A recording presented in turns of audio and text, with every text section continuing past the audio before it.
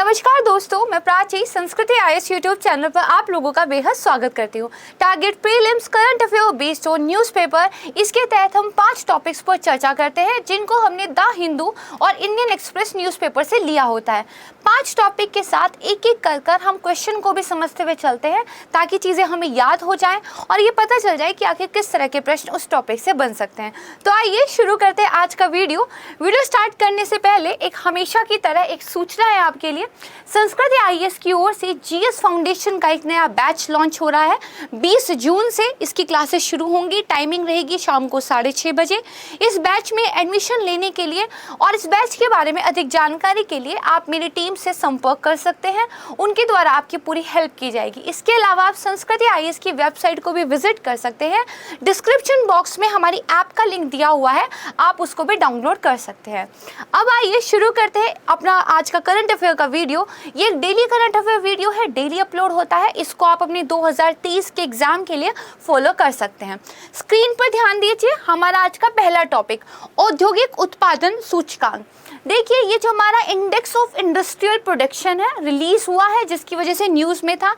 जैसे यहाँ पे बताया हुआ है कि जो इंडस्ट्रियल आउटपुट ग्रोथ है वो पिछले 8 महीने में देखिए बढ़ गई है और अप्रैल में वो 7.1% हो गई है।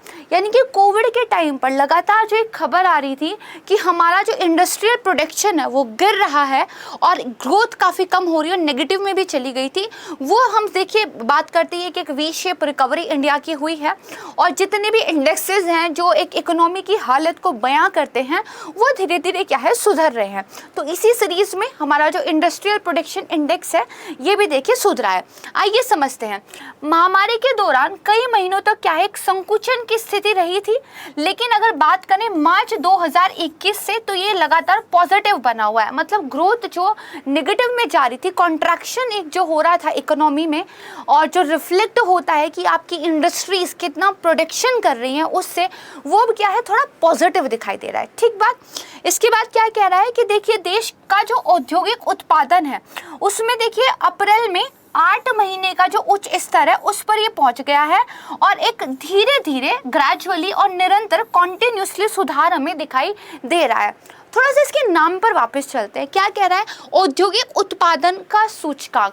मतलब हमारे देश में जो इंडस्ट्रीज हैं, चाहे वो किसी भी चीज़ की मैन्युफैक्चरिंग में लगी हुई हों, उनके यहाँ जो उत्पादन हो रहा है, चाहे वो स्टील बनाती हो, चाहे वो चीनी बनाती हो, चाहे वो शिपिंग इंडस्ट्री हो या फिर कपड़ा बनाने वाली टेक्सटाइल इंडस्ट्री हो, उनके यहाँ उत्पादन किस स्तर पे हो रहा है। देखिए कंपनियां या इंडस्ट्रीज उत्पादन तभी तो ज़्यादा करेंगी जब मार्केट में लोग उसको खरीद ज़्यादा रहे होंगे। भाई डिमांड ज़्यादा होगी तभी तो सप्लाई बढ़ रही है। अगर डिमांड बढ़ रही है तो मतलब धीरे धीरे लोगों की जो पॉकेट की खराब हालत थी वो सुधर रही है।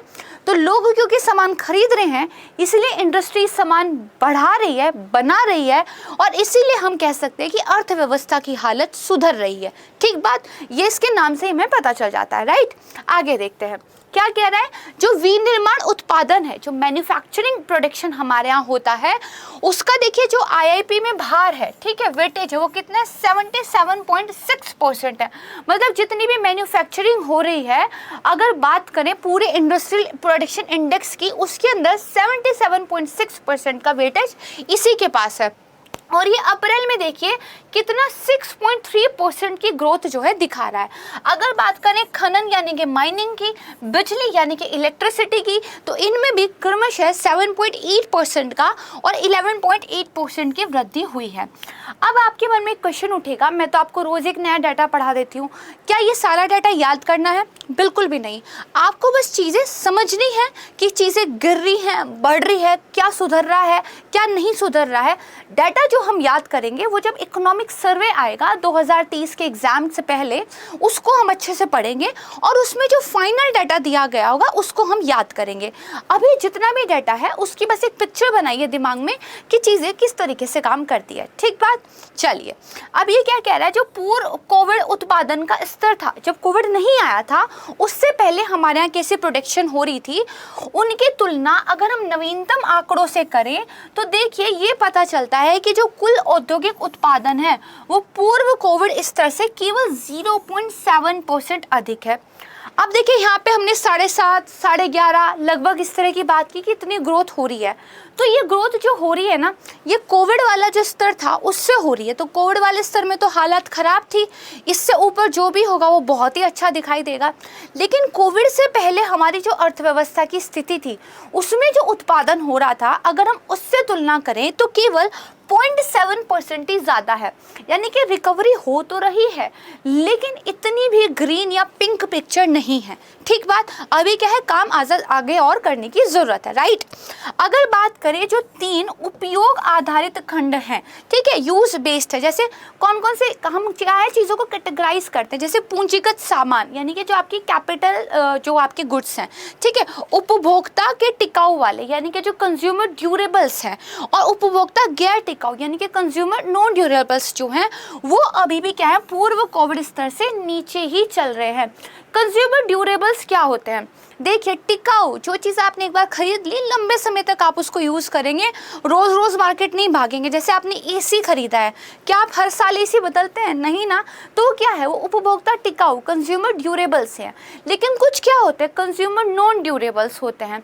जैसे मान लीजिए आपके जो डेली का सामान है, या आप शैम्पू खरीदते हैं तो जल्दी जल्दी उसकी बॉटल आपको खरीदनी पड़ती है ना, ग्रॉसरीज का आपका जो सामान है, ठीक है, या फिर कुछ ऐसे आइटम्स जो आपको और थोड़े समय बाद खरीदने ही पड़ते हैं।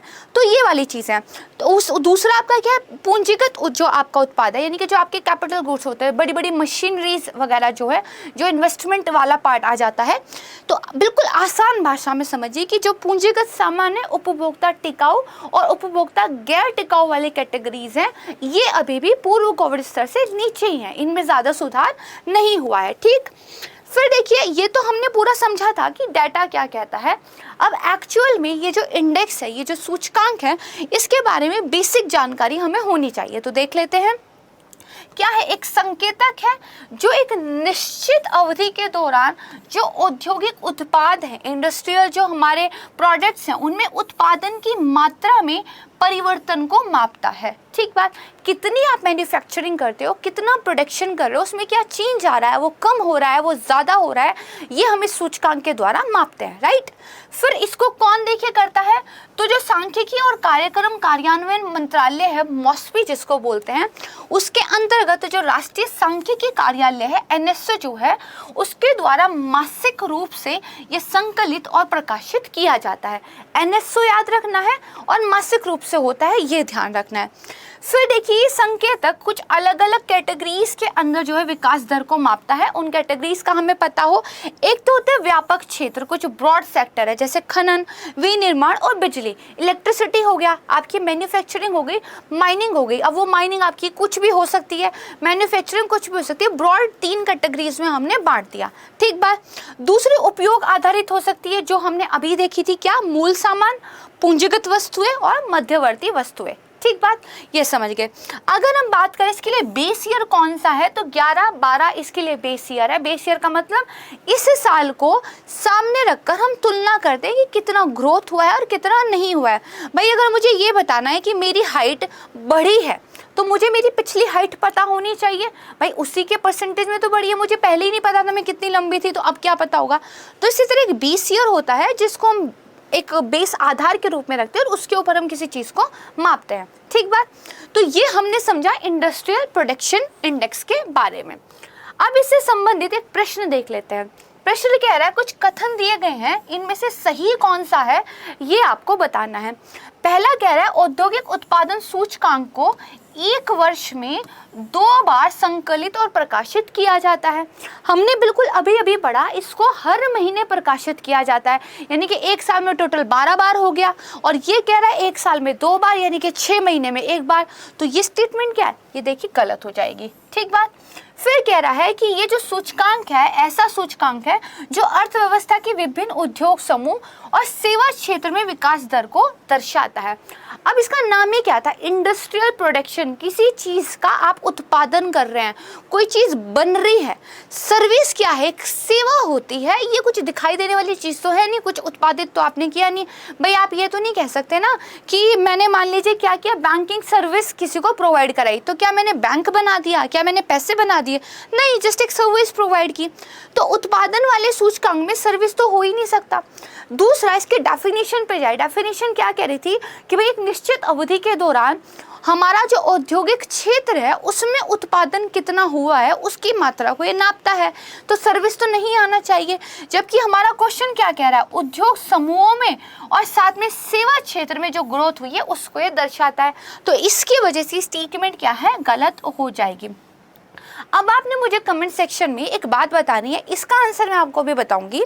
पता तो चल ही गया होगा आपको कि जो WPI और CPI है, दो इंडेक्स है। मैंने बहुत अच्छे तरीके से एक वीडियो बनाकर आपको पढ़ाया हुआ है। तो इन दोनों में से कौन सा वो इंडेक्स है जिसमें सर्विस इंक्लूड है? ठीक है, क्या WPI में सर्विस इंक्लूड है या CPI में, ये आप मुझे बताइएगा। यहाँ पर क्योंकि हमारे दोनों ही स्टेटमेंट गलत है और सही पूछा गया था, तो D यानी कि कोई भी नहीं हमारा आंसर हो जाएगा, राइट। अब हम चलते हैं अपने दूसरे टॉपिक की तरफ, पर्यावरण प्रदर्शन सूचकांक। अभी हाल ही में ये इन्वायरमेंट परफॉर्मेंस इंडेक्स रिलीज हुआ है और देखिए बहुत ही दुख की बात कही जाएगी कि 180 देशों में भारत को सबसे निचला स्थान मिला है। मतलब मुझे बहुत हैरानी हुई इस इंडेक्स के बारे में पढ़ के कि वियतनाम, पाकिस्तान और म्यांमार जैसी कंट्री से भी बुरा परफॉर्म इंडिया ने किया है, ऐसा ये इंडेक्स कह रहा है। मैं ऐसा नहीं मानती, ठीक है। और हमारी जो गवर्नमेंट ऑफ इंडिया है उन्होंने तो कहा ही है कि ये जो प्रदर्शन सूचकांक निकाला गया है, जिन मानकों पर निकाला गया है वो साइंटिफिक तरीका नहीं था। खैर वो एक पॉलिटिकल एजेंडा थोड़ा हो जाता है, उसको साइड में रखते हैं। बट हाँ, ये तो बात देखिए हम सभी समझते हैं कि इन्वायरमेंट परफॉर्मेंस इंडेक्स में कम से कम पाकिस्तान, वियतनाम, म्यांमार से खराब हालात तो हमारे नहीं हैं। गवर्नमेंट ऑफ इंडिया बहुत सारे ऐसे आप कह सकते हैं इनिशिएटिव्स ले रही है जो इन्वायरमेंट की सुरक्षा को, क्लाइमेट चेंज को ध्यान में रखते हुए लिए जा रहे हैं, ठीक है। खैर ये हमारा मीन्स का एक मुद्दा हो जाता है। अभी देखिए क्योंकि ये आप कह सकते हैं जो हमारा इंडियन एक्सप्रेस था और इसके अलावा जो द हिंदू था, दोनों ही न्यूज़पेपर में इसको कवर किया गया था, जिसमें बताया गया था कि इंडिया जो है बॉटम रैंकिंग पे आया है टोटल 180 देशों में, ठीक है। हमें पता होना चाहिए कौन इस इंडेक्स को कैलकुलेट करता है और साथ में कौन कौन से मेजर्स इसमें लिए जाते हैं, ठीक है। यहाँ पर आप देखेंगे तो हाल ही में जो ये जारी किया गया है, कितने टोटल देश थे, 180 देश थे। भारत किस रैंक पे है, तो सबसे आखिरी रैंक पे यानी कि 180 रैंक पे है, ठीक है। ये क्या एक अंतरराष्ट्रीय रैंकिंग प्रणाली है, इंटरनेशनल एक सूचकांक है जो पर्यावरणीय स्थिति और देशों की स्थिरता को उस पर मापता है। यानी कि पर्यावरण को लेकर आप कैसे हालात है, किस तरीके से आप काम कर रहे हैं, उन चीज़ों को ये बताता है, ठीक है। कौन कौन इसको निकालता है, तो सबसे पहले तो देखिए द्विवार्षिक सूचकांक है ये ध्यान रखना है। और 2002 में इसको शुरू किया गया था बेसिकली। और दो इम्पॉर्टेंट संस्थाएं हैं जिनका नाम याद रखिएगा, Yale center for environmental law and policy, दूसरा Columbia university center for international earth science information network. वैसे तो देखिए अलग अलग साल में अलग अलग संस्थाएं इस इंडेक्स के साथ जुड़ती रहती हैं, बट येले और जो कोलंबिया है ये दो फिक्स रहते हैं, इनको याद रखिएगा, ठीक बात। ये हो गया, ये जो है शुरू हुआ था। ये देखिए टोटल 11 श्रेणियों में निकलता है। उन 11 श्रेणियों को फर्दर जो डिवाइड किया हुआ है तो 40 प्रदर्शन संकेतकों पर जो है फर्दर डिवाइड किया गया है। और ये जलवायु परिवर्तन, प्रदर्शन, पर्यावरणीय स्वास्थ्य, पारिस्थितिकी तंत्र की स्थिति के आधार पर देश को क्या है अंक देता है। कुछ इसके प्रमुख निष्कर्ष निकले हैं उनको देख लेते हैं। तो डेनमार्क की देखिए टॉप रैंक आई है, उसके बाद यूनाइटेड किंगडम और फिनलैंड जो है दूसरे और तीसरे स्थान पे है। अगर अमेरिका की बात करें तो ये 43वें स्थान पे आया है। भारत को केवल 18.9 का जो है स्कोर मिला है और पाकिस्तान, बांग्लादेश, वियतनाम और म्यांमार से भी बुरे हालात हमारे हैं, ऐसा ही इंडेक्स कहता है। EPI के अनुसार भारत ने विधि का शासन, भ्रष्टाचार पर नियंत्रण और जो सरकारी प्रभावशीलता है इसके मानक पर कम स्कोर किया है। यानी कि अगर कई बार आपसे स्टेटमेंट के रूप में ये पूछ लिया जाए कि इंडिया ने जो बुरा परफॉर्म किया है उन संकेतकों के नाम क्या थे, तो आपको कम से कम एक आइडिया हो कि क्या थे। ठीक बात है। इसके बाद जो है ये जो संकेत हैं ये बताते हैं कि अगर मौजूदा रुझान बरकरार रहे जैसा अभी चल रहा है, अगर ऐसा ही चलता रहा तो देखिए 2050 में जो 50% से अधिक वैश्विक ग्रीन हाउस गैस का उत्सर्जन होगा, इसके लिए केवल 4 देश रिस्पॉन्सिबल होंगे, जिसमें से भारत भी एक है। तो कौन कौन से? जैसे चीन, भारत, अमेरिका और रूस, ये 4 देश जिम्मेदार होंगे 2050 तक 50% जो एमिशन होगा कार्बन डाइऑक्साइड का, उसके लिए। अब देखिए इस तरह के जो सूचकांक होते हैं थोड़े से फ्लैट तो होते हैं, क्योंकि इंडिया की जो पॉपुलेशन है और इंडिया का जो पर कैपिटा के हिसाब से कार्बन उत्सर्जन निकलता है वो देखिए पॉपुलेशन ज़्यादा है और पर कैपिटा कार्बन एमिशन हमारा बाकी देशों के मुकाबले काफ़ी कम है। भैया पूरे देश का एक साथ निकालोगे तब तो वो ज़्यादा हो ही जाएगा, क्योंकि इतनी बड़ी जनसंख्या जो है हमारे यहाँ, लेकिन पर कैपिटा अगर आप निकालोगे तो काफ़ी कम है। तो इन सब फैक्टर्स को देखिए ये लोग ध्यान में नहीं रखते हैं और इस तरह के इंडेक्सेस पे इंडिया ने कैसा परफॉर्म किया, हमें इससे क्या सीखने की ज़रूरत है और क्या इन लोगों को सीखने की ज़रूरत है, ये सब मेंस का मुद्दा बन जाता है। जब कभी हम मेंस को लेके एक प्रोग्राम शुरू करेंगे तो इन सब चीज़ों पर भी बात करेंगे। राइट, ये हो गया। अब इस पर एक प्रश्न देख लेते हैं, देखती हूँ आपने कितने ध्यान से मुझे सुना है। क्या कह रहा है कि जो EPI का सूचकांक है वो टोटल 40 प्रदर्शन संकेतों पर निकला है, जो किस में है 11 श्रेणियों के अंदर बांटा गया है। ये तो मैंने आपको पढ़ाया था। ये कह रहा है फिर इन श्रेणियों को पुनः 3 नीतिगत उद्देश्यों के अंदर समाहित किया गया है और इनमें से कौन सा उद्देश्य शामिल नहीं है ये आपको बताना है। भाई 3 टोटल पॉलिसी वाले आपके क्या है उद्देश्य हैं, चौथा नहीं है, वो आपको बताना है। पहला है पर्यावरणीय सेहत, दूसरा है पारिस्थितिकी तंत्र जीवन शक्ति, तीसरा है जलवायु परिवर्तन और चौथा है 2050 तक नेट जीरो लक्ष्य। जल्दी बताइए कौन सा इसका आंसर होगा।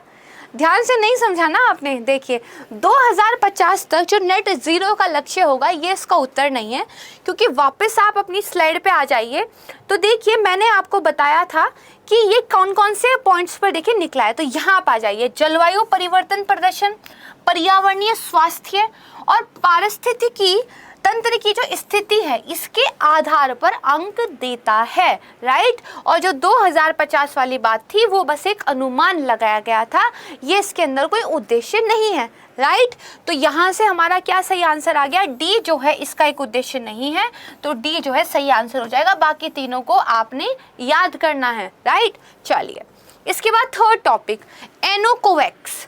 ये देखिए एक टर्म न्यूज़ में थी, क्या था ये, इंडिया की पहली कोविड की वैक्सीन है जो कि जानवरों के लिए लाई गई है। देखिए ऐसा अनुमान लगाया जा रहा था कि मनुष्यों से जानवरों में भी कोविड फैल सकता है। कुछ बहुत पुख्ता सबूत तो नहीं मिले, लेकिन हाँ इस चीज़ को लेकर जो साइंटिस्ट थे वो काफ़ी परेशान थे, क्योंकि अगर ऐसा हो जाता है तो फिर इसको रेगुलेट करना बहुत मुश्किल हो जाएगा। तो इसीलिए जानवरों के लिए भी कोविड वैक्सीन भारत में देखिए विकसित की गई है। It's an proud movement for us. ठीक है, तो इसके बारे में ये समझते हैं। जो केंद्रीय कृषि मंत्री हैं उन्होंने जानवरों के लिए विकसित की गई देश की पहले कोविड रोधी टीके जिसका नाम है एनोकोवैक्स, इसको देखिए जारी किया है। ठीक बात है, किसने इसको विकसित किया है, तो जो हरियाणा स्थित भारतीय कृषि अनुसंधान परिषद का नेशनल रिसर्च सेंटर ऑफ इक्विंस है उसके द्वारा जो है जारी किया गया है NRC। इसको प्लीज ध्यान रख लीजिएगा। इसमें ये कहा गया है कि जो एनोकोवैक्स है उसमें जो निष्क्रिय SARS-CoV-2 यानी कि कोविड-19 जो है उसका क्या है एक टीका है।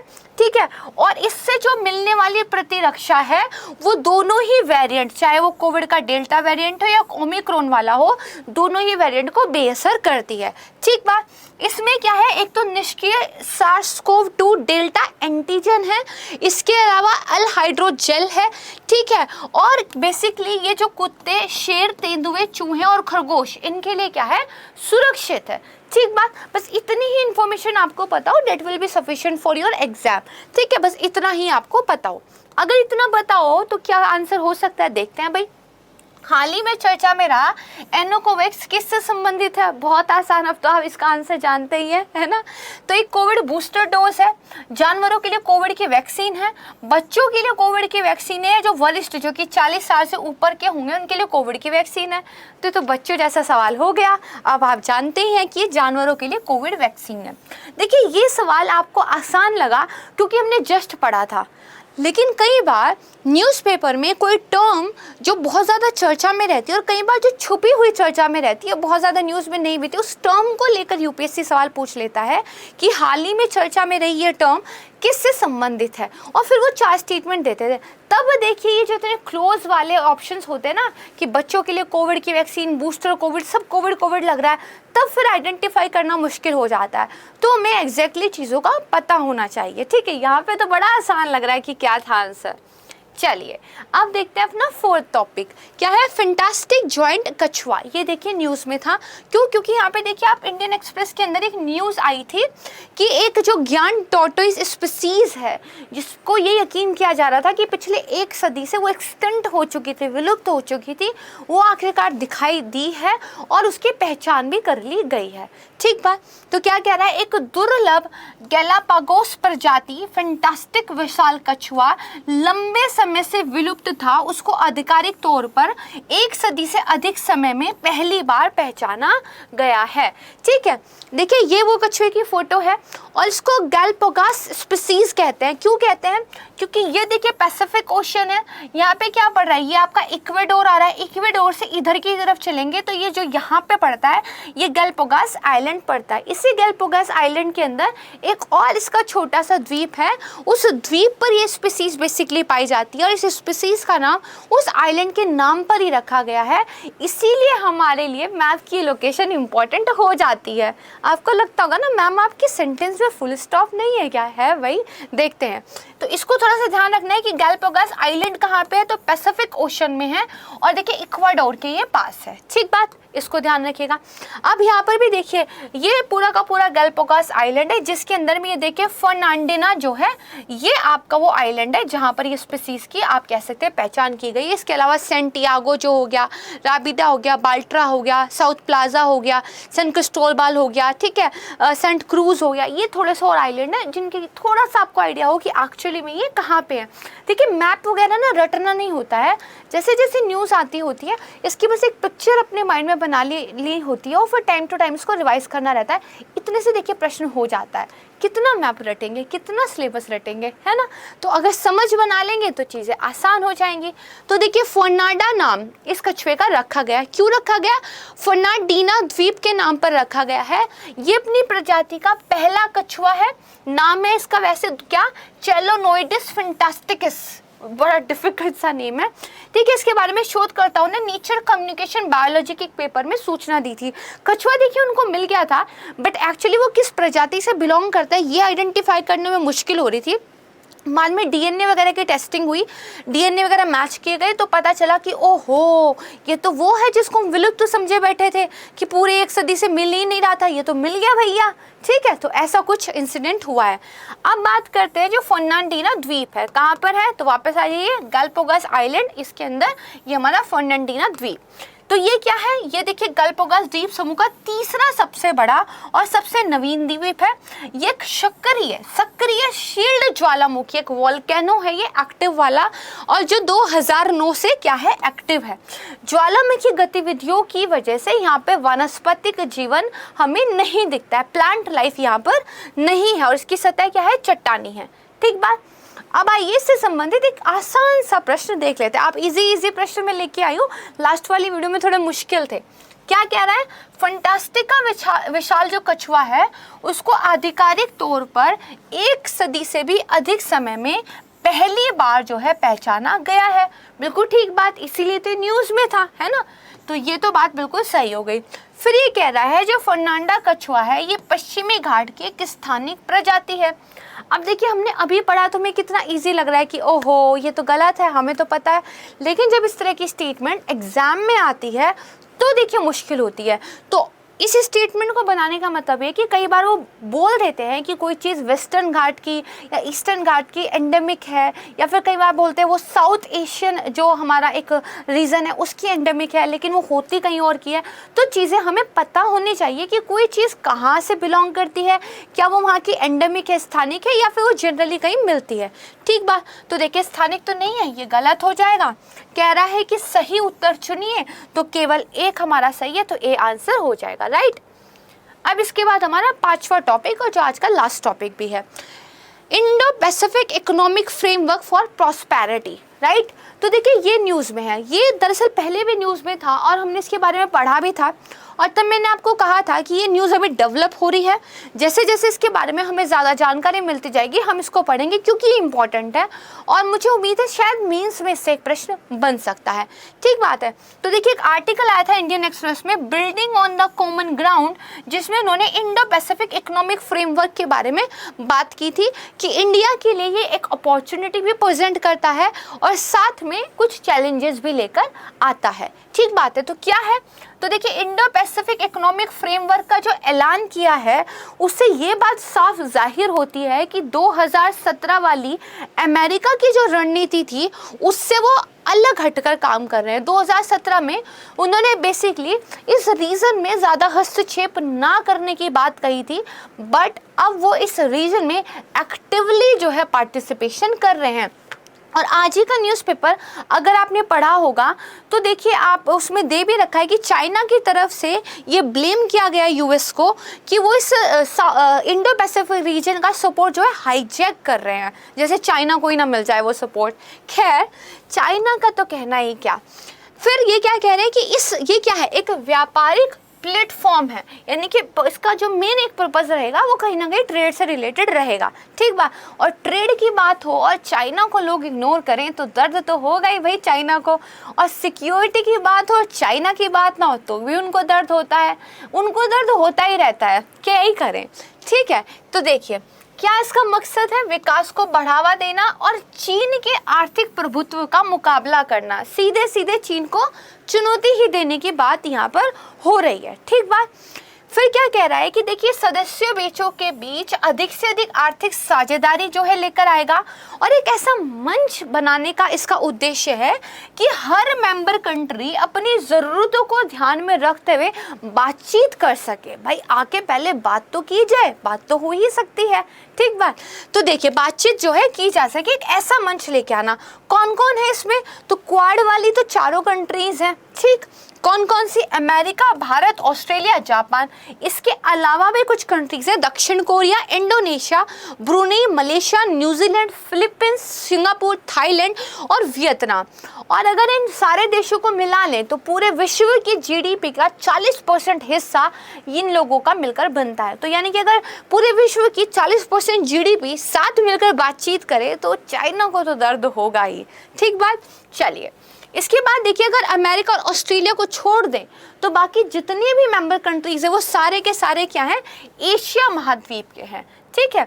इसके अलावा देखिए जो समझौता है ये अमेरिका और जो एशियाई अर्थव्यवस्था है उनके बीच में सप्लाई चेन, डिजिटल व्यापार, ग्रीन एनर्जी, ऊर्जा, इस तरह के मुद्दों पर साथ काम करने की बात कही गई है। साथ ही हिंद प्रशांत क्षेत्र में लचीलापन आए, स्थिरता हो, ठीक है, निष्पक्षता हो, प्रतिस्पर्धात्मकता जो है एक तरीके से बढ़ाया जाए। तो ये सदस्य देशों के बीच एक आर्थिक साझेदारी को मजबूत बनाना चाहता है। यानी कि बहुत सारा एजेंडा आप अपनी प्लेट में लेकर चल रहे हैं, कितना सक्सेसफुल रहते हैं वो आने वाला टाइम बताएगा। अब इसके बाद जो पॉइंट आपका इम्पोर्टेंट है वो देखिए ये वाला है। ये वाला पॉइंट क्या कह रहा है कि जो IPEF है उसमें पारंपरिक फ्री ट्रेड एग्रीमेंट से अलग रास्ता अपनाया जाएगा। यानी कि जो आप मुक्त व्यापार समझौते बना देते हैं और फिर सारी मेंबर कंट्रीज को उनका पालन करना पड़ता है, उससे एक अलग अप्रोच इसके तहत बनाई जाएगी। कोई फ्री ट्रेड एग्रीमेंट जैसा काम हम इसमें नहीं कर रहे हैं, राइट। ये क्या कह रहे हैं, इसमें दो देश आपसी ज़रूरतों को देखते हुए तेजी से फैसले ले सके, इस पर देखिए ज़्यादा फोकस किया जाएगा। यानी कि देखिए जो फ्री ट्रेड एग्रीमेंट होते हैं उस पर क्या है, सारी कंट्रीज़ पर एक जैसी चीज़ें, एक जैसे नियम लगते हैं। यहाँ पर दो कंट्री अपनी ज़रूरतों के हिसाब से अपने हितों को सामने रखते हुए आपस में बातचीत कर सके, बातचीत को की ही जा सकती है उसके हिसाब से, ताकि थोड़ा तेज़ी से काम हो, इस तरह की अप्रोच को इसके अंदर रखा जाएगा। ठीक बात है, तो ये एक इम्पॉर्टेंट है, इसको ध्यान रखिएगा। इसके अलावा देखिए जो पारंपरिक व्यापार क्षेत्र होते हैं जिसमें टैरिफ या बाजार पहुंच पर ज़्यादा जोर रहता है, उस पर ज़्यादा ध्यान ना करके, बल्कि ये 4 क्षेत्र इन्होंने आपस में डिसाइड कर लिए हैं जिन पर मेंबर कंट्रीज जो है एक भागीदारी करेंगे। क्या है, एक तो व्यापार ट्रेड होगा, एक आपूर्ति श्रृंखला सप्लाई चेन्स जो है इनको लेकर, दूसरा क्या है, तीसरा स्वच्छ ऊर्जा, डिकार्बोनाइजेशन और इंफ्रास्ट्रक्चर, कर और भ्रष्टाचार रोधी। ठीक है, इन 4 क्षेत्रों पर बेसिकली टारगेट किया जा रहा है। अगर भारत के लिए बात की जाए कि भारत के लिए क्या अपॉर्चुनिटी आती है, पहली सी तो बात यही है कि भाई पड़ोसी को अगर दर्द हो तो हमें तो खुशी होगी। जोक सपाट, आज चीन को लेके खैर छोड़िए। तो ठीक है, भारत को क्या देखिए होगा फ़ायदा, जो भारतीय सामान हैं उनके लिए नए नए मार्केट खुलेंगे। भाई हम जो बना रहे हैं, जब इतनी सारी कंट्रीज़ हैं वो हमसे सामान खरीदेंगी, साथ ही भारत ऐसे सामान भी उन कंट्री से आयात भी कर पाएगा जिसके लिए भारत को चीन पे निर्भर रहना पड़ता है। जाओ भैया तुम परे हटो, हमारा व्यापार देखिए चीन के साथ बहुत तगड़ा है, लेकिन उसमें हम इंपोर्ट बहुत ज़्यादा करते हैं और हमारा बहुत कहने के बावजूद भी चीन हमसे जो है इंपोर्ट नहीं बढ़ा रहा है, यानी कि हमारे एक्सपोर्ट बहुत कम है। ठीक है, तो हम जो है चीन के ऊपर जो डिपेंडेंट हैं इंपोर्ट्स के लिए, उसके लिए ऑल्टरनेटिव्स भी खोज पाएंगे और ये अपने आप में एक अच्छी बात होगी। अब देखिए मैं इस टॉपिक से आपको एक क्वेश्चन दिखाऊं, उससे पहले एक छोटी सी चीज़ समझिएगा। इस वाले एरिया में 2 मुक्त व्यापार समझौते बहुत महत्वपूर्ण है। एक आपका जो पैसिफिक वाला समझौता है और दूसरा आपका जो RCEP है।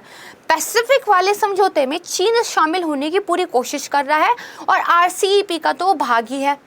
अमेरिका की बात करें, पैसिफिक वाले से वो अलग हो गए हैं और RCEP वाले को लेकर वो ज़्यादा टेंशन में है ही नहीं। भारत भी इन दोनों का पार्ट नहीं है। तो देखा जाए तो इस एरिया के 2 महत्वपूर्ण समझौतों में से चीन एक का भागीदार है, दूसरे का भागीदार बनने के लिए पूरा ट्राई कर रहा है, जबकि अमेरिका और इंडिया नहीं है। तो अमेरिका और इंडिया को चाहिए कि वो एक नया ऐसा आर्थिक समझौता लेकर आए जो इन दोनों समझौतों में चीन को टक्कर दे सके बाकायदा, और अपने हितों को लेकर साथ भी चल सके। ठीक बात, तो इसीलिए जो इंडो पैसिफिक इकोनॉमिक फ्रेमवर्क है, नाम में इकोनॉमिक वर्ड जब जुड़ा है, तो अगर ये हो जाएगा तो भारत को ना केवल डिप्लोमेटिक इससे फ़ायदे मिलेंगे, बल्कि ट्रेड वाले मामले में भी इंडिया को काफ़ी बेनिफिट इससे होगा। ठीक बात है, आइए इतना आप अच्छे से समझ गए। अब एक प्रश्न देख लेते हैं, कह रहा है कि कौन सा कथन सही है बताना है। तो Indo Pacific economic framework for prosperity क्या है, एक मुक्त व्यापार समझौता है, एक फ्री ट्रेड एग्रीमेंट है। फिर क्या कह रहा है कि यह समझौता क्वाड देशों के मध्य माल और सेवाओं की मुक्त आवाजाही के लिए प्रावधान करता है। अब बताइए, मैंने आपको अभी बताया कि जो ट्रेडिशनल फ्री ट्रेड एग्रीमेंट थे उनसे ये अलग अप्रोच रख के चलेगा, तो मतलब एक मुक्त व्यापार समझौता तो ये नहीं है, तो ये बात गलत हो गई।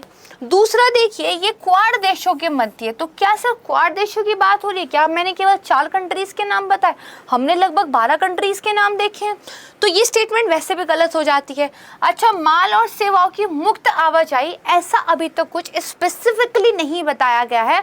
अभी तो जस्ट अनाउंसमेंट हुई है, किस तरह काम करेगा, क्या कुछ प्रावधान रहेंगे, ये तो हमें आने वाला टाइम बताएगा। तो this statement is also not right. ठीक, तो ये भी गलत हो गया। कह रहा है कौन सा कथन सही है, तो देखिए सही कोई भी नहीं है, तो डी यानी कि उपरोक्त में से कोई भी नहीं हमारा उत्तर हो जाएगा।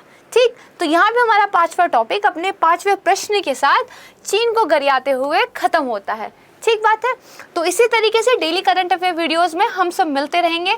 अच्छे से पढ़ाई करते रहिएगा और 2023 के लिए एकदम कमर कस लीजिए, रोज़ाना पढ़ाई कीजिए, कंसिस्टेंसी मेंटेन करके रखिए, आप सफल ज़रूर होंगे। मेरी पूरी टीम की तरफ से आप सभी को थैंक यू सो मच। नमस्कार।